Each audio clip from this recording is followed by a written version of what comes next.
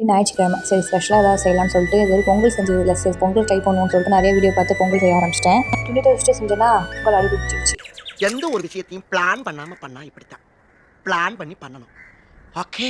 So அதில் இருக்க நல்ல பாத்திரம் மட்டும் தனியாக வச்சுட்டு தீஞ்சியை தூக்கி போட்டேன். டேஸ்ட் பண்ணி பார்த்தேன், அந்த அளவு எதுவும் காந்திரசம் டேஸ்ட்டும் அப்படி எதுவும் வரல. ஸோ அதனால் தாளித்து போட்டு ஃபைனலாக பார்ப்போம் அப்படின்னு சொல்லிட்டு ஃபைனலாக பார்த்தேன். சூப்பராக தான் இருந்துச்சு.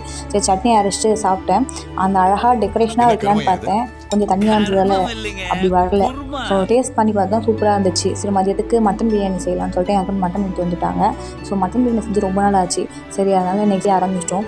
டிஃபால்ட் டிஷ்ஷாக மட்டன் பிரியாணி எப்போவுமே எனக்கு சூப்பராக வந்துடும். அதில் எதுவுமே மிஸ்ஸே ஆகாது. மற்ற ஏதாவது ஒரு குழம்பு வைக்கும்போது தான் மிஸ் ஆகுமே தவிர பிரியாணி செய்யும்போது எனக்கு எப்பவும் மிஸ் ஆனதில்லை.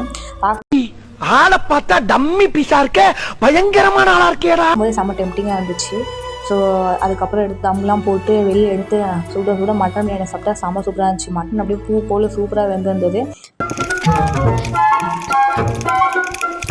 என் ஹஸ்பண்ட் தான் இன்றைக்கி போய் காய்கறிலாம் வாங்கிட்டு வந்திருந்தாரு.